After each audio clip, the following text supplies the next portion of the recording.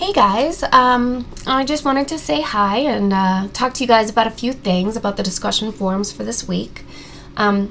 So many of you guys noticed that I made a mistake on the labeling of this discussion forum for last night.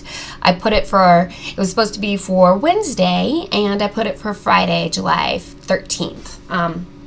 Because of this, you will have until Friday to post, and you will have until Monday to post your responses because I made that mistake. However, we will keep on schedule, and we also have a discussion forum post on Monday. So if you wait until Monday to respond to your classmates, you still have to do, you'll have to double up. You'll have to do the response for the classmates plus your forum post for Monday. But that's plenty of time to respond and post. So the post for last night, this is the first time that we're talking about these rhetorical concepts.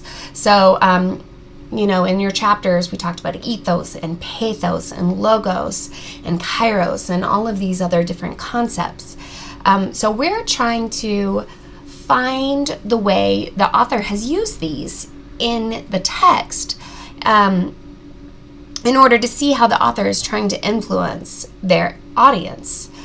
So this first post is just going to be really, a discussion. So when you post, just say, I see logos in these ways, or I see pathos in these ways. And when you respond, don't worry about doing the describe, evaluate, suggest. Just respond as in conversation. Point out where your examples, I'm confused about this, or yes, I see that too. Here are some other places I saw it. We're really trying to just discuss the text with each other and see how these authors have used these rhetorical concepts to further their argument. So this is not a very formal post. Monday's post will be more formal. We'll go over that in a second. So we haven't talked about the structure of the rhetorical analysis much. So you guys were to have read the prompt by now, hopefully a few times. But so the structure is, we're going to start off with your introduction. Your introduction, you are going to introduce the author. You're going to introduce the text, and you're going to give context for the author. Who is this person? Why should we believe them? And publication, like one was published on a Guardian, one was published in TED Talks. Who are the readers of these publications? Also, you'll give the audience of the audience that you think the author is trying to reach. So there are multiple audiences. There are people, like TED Talk has two obvious audiences. First of all, there are the people in the audience itself, the physical audience. Now, as Peter brings up, this costs thousands of dollars to go to a TED Talk. The people who are in the audience are rich. They're likely to be geneticists, scientists, environmentalists, people who work in the field. But there's also the YouTube audience, right? This is on YouTube. A lot of people watch these TED Talks on their own. So think about who would watch this. Who would think, oh, this is interesting. I want to watch this. Would you have watched this if you were not assigned this for the class? Maybe not. But I want you to really think about who the author is attempting to reach. Now, the author is arguing a claim. They are saying something to be true, but they have a purpose, which is not quite the same thing as their claim.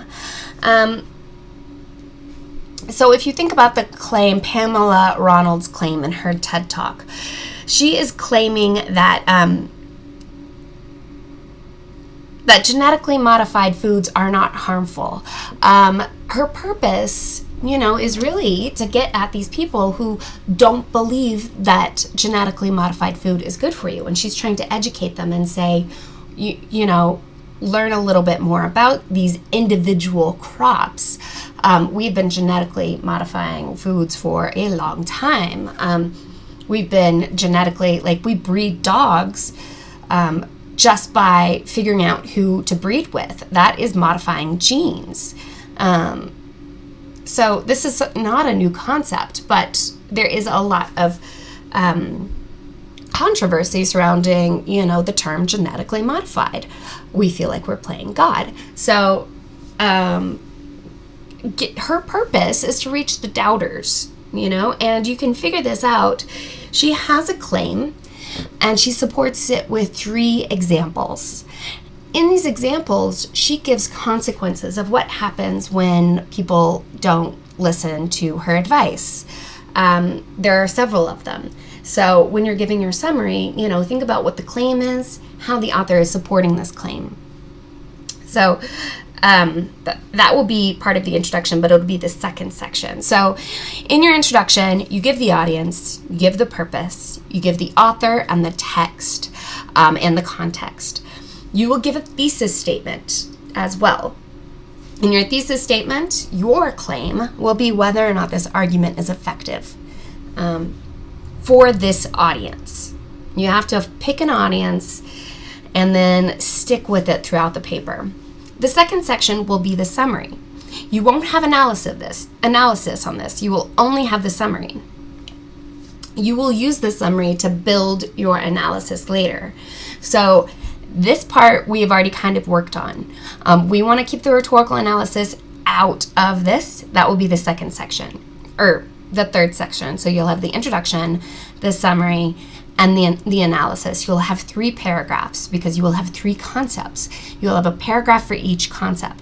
So if you choose to do ethos, pathos, and logos, you will have a paragraph on ethos, you'll have a paragraph on pathos, and you'll have a paragraph on logos.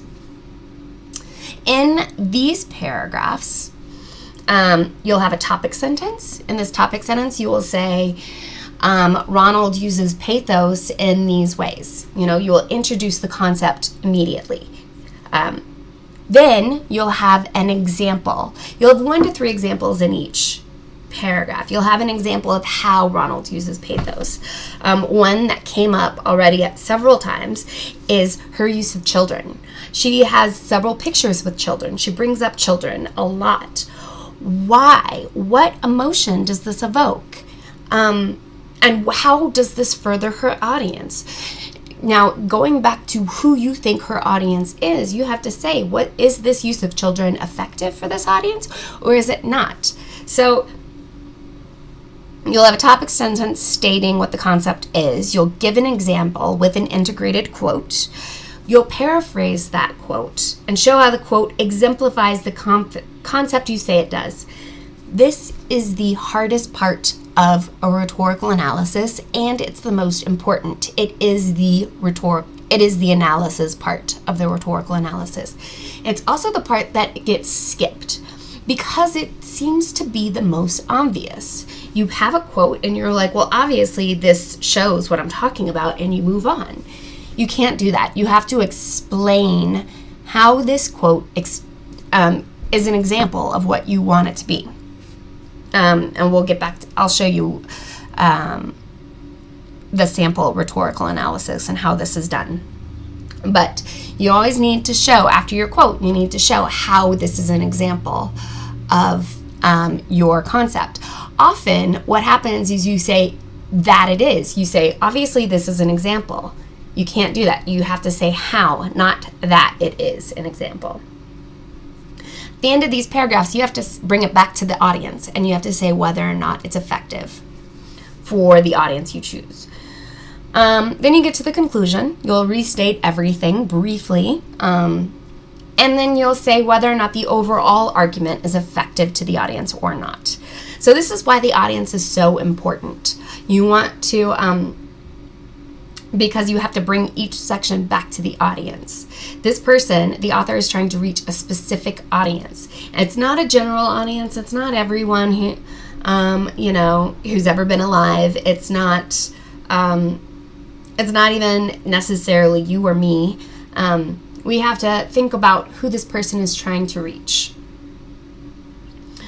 Okay, so thinking about this, let's look at some of the samples.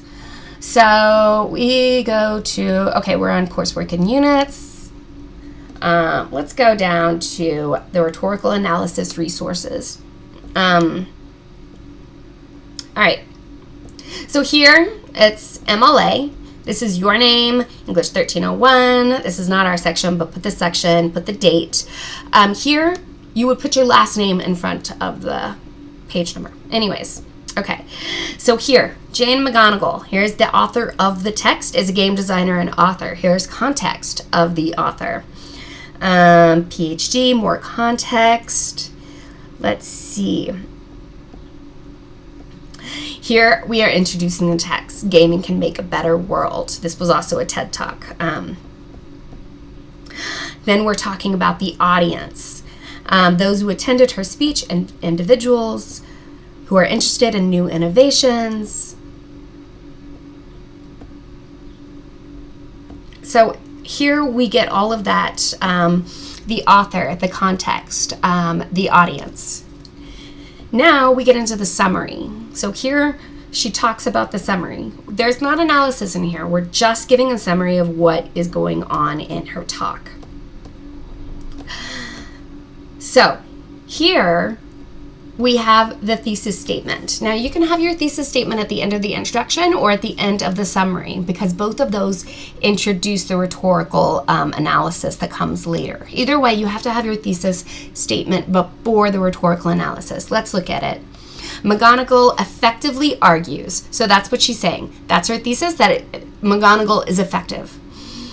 Argues that more hours of video games should be played so that real world problems could be solved. That is McGonigal's claim. This is what she's trying to argue. Okay, so we have the author's claim. We have our thesis that it's effective. And then we have pathos, ethos, and rhetorical distance. Now, this is a roadmap to what her paper is going to be.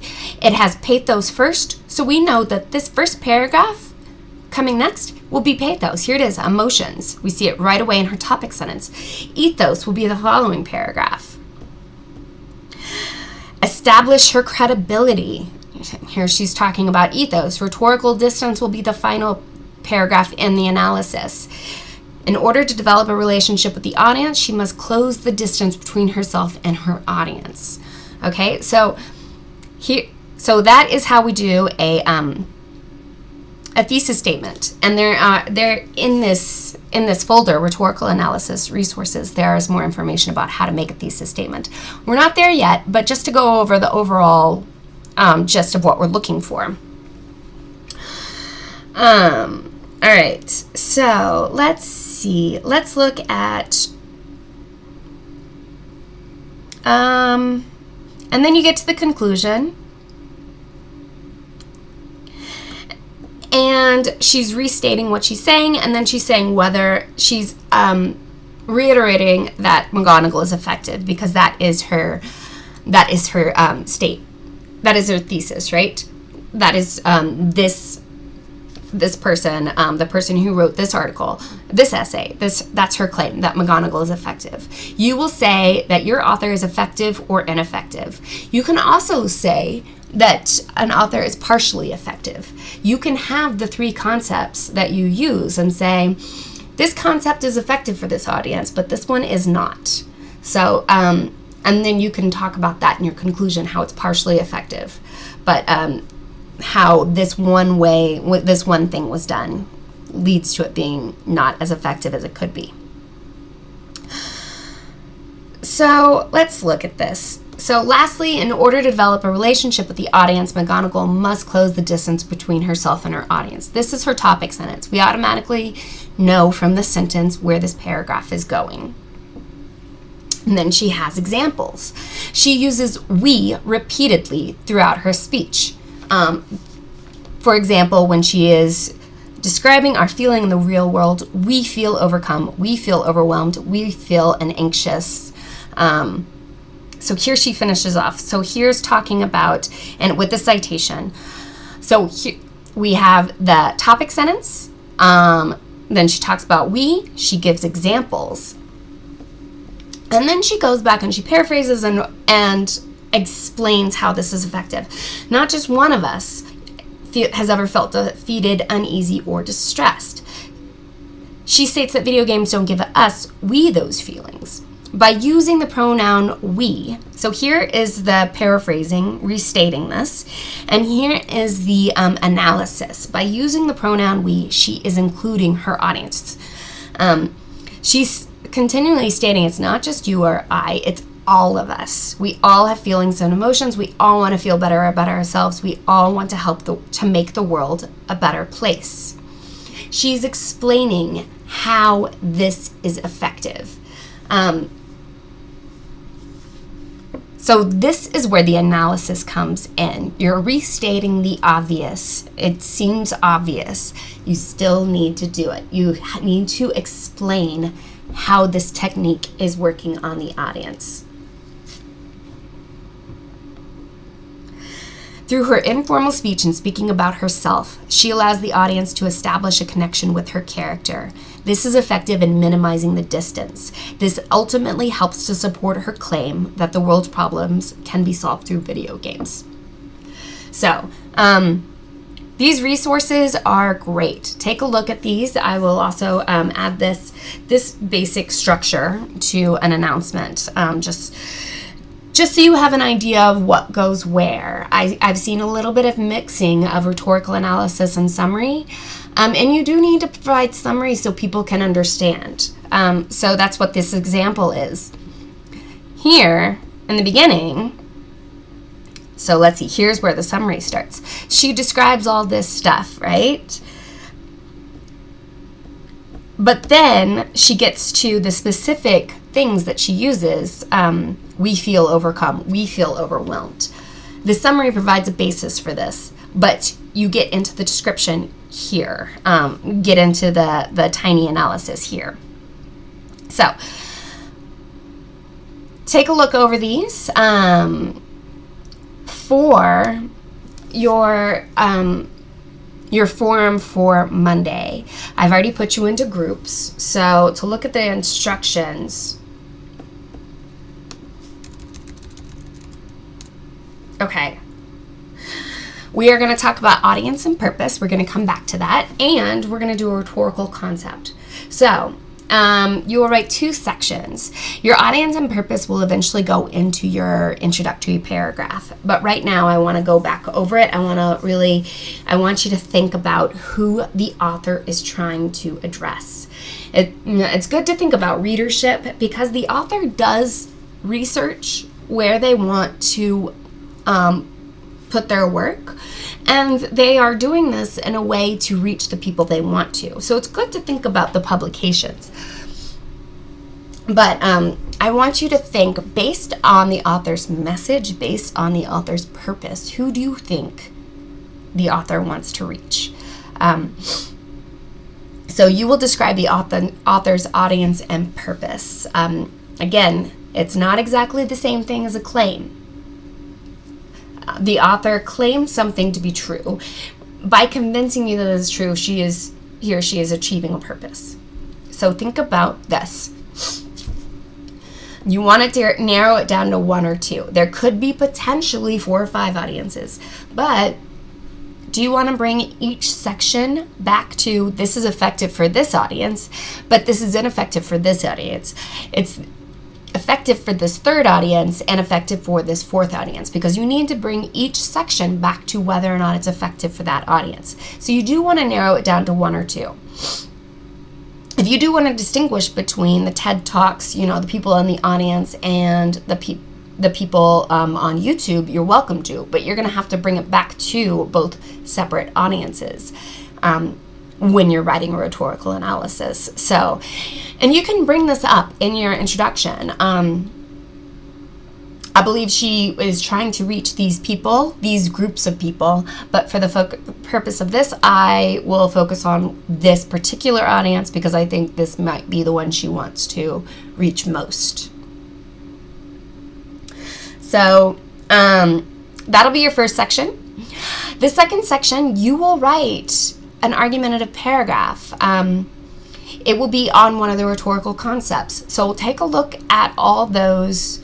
There are 3 examples of rhetorical analyses in that rhetorical analysis resources. There's also a a document on how to write an argumentative paragraph. But right here, this is basically what we need. A topic sentence stating what the concept is, 1 to 3 examples from the text, quotes, a paraphrase of the quote, and an explanation how this quote is an example of the concept. Emphasis on the word how. So don't say this is an example of the concept. Explain it to me. This right here, why I put this in all quotes is because it's the hardest thing for students, because it seems so obvious, but it is where the analysis is. This is the hardest part of the paper. And then an examination of how this concept works on the intended audience. Bring it back to the intended audience.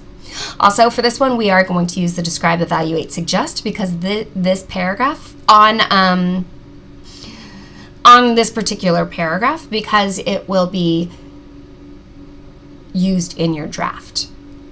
Okay, so here we have this. This is in your groups. You're already in groups for Monday. But going back, let's look at the rhetorical analysis resources. Let's see, sample argument paragraph right here. Topic sentence makes a claim that it's analytic, it's specific. In order to get his readers to agree that youth does not spend much time alone, he appeals to pathos, shocking his readers with startling statistics. Okay, so not only do we say which concept it's appeal to pathos, but we give which emotion he's evoking, shock. So when you say appeals to pathos, we want to be specific about which emotion. So pity, shock, fear, anger.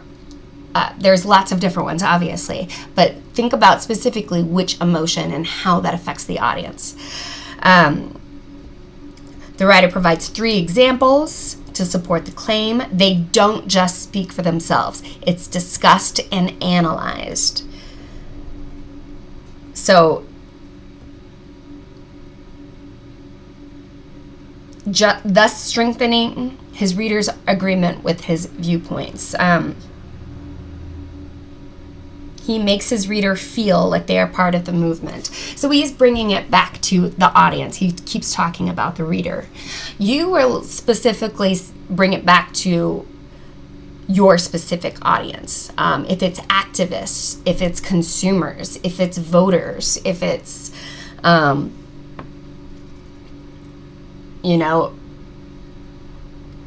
religious groups, I don't know. You'll bring it back to that specific one and discuss the effects. So hopefully this helps. Again, this is a draft. So like if it's not perfect, no big deal. But we do want to put our best effort into this, because this then we'll get more out of it. If we put our best effort into it and then we put our best effort into feedback, you will get a better grade on your overall rough draft. So, and then your final draft. So, if you look in the course schedule, why?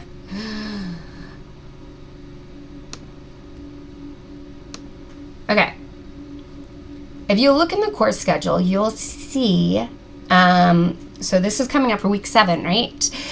So week 8, we're going to start conferences. So by that point, you guys are going to have a rough draft, and I'm going to talk to each of you individually about your drafts. So we can do this a couple of different ways. I'm going to send out a way to sign up for this. But I am in Lubbock. If you would like to meet face-to-face, that might be easier for some of you. So I will have at least 1 or 2 days that I'll be in my office that you can come by and sign up for a sign-up time. For those of you who are not in Lubbock or would rather just Skype, we can do that as well. But we do need to figure out, we need to add each other on Skype and all that and get ready for that. So either way, be prepared that we will have conferences, and figure out if you want to do it face-to-face in Lubbock, or if you want to do if you want to do it via Skype.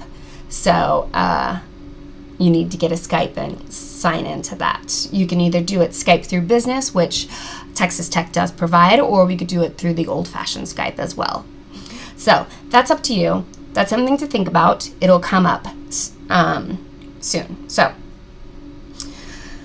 as always, let me know if you have any questions, and I will send this out for you guys. You guys are already in a thing, but I'll send this out just to give you guys an idea of what goes where when you're writing a rhetorical analysis. So, okay, let me know if you have any questions. Thanks.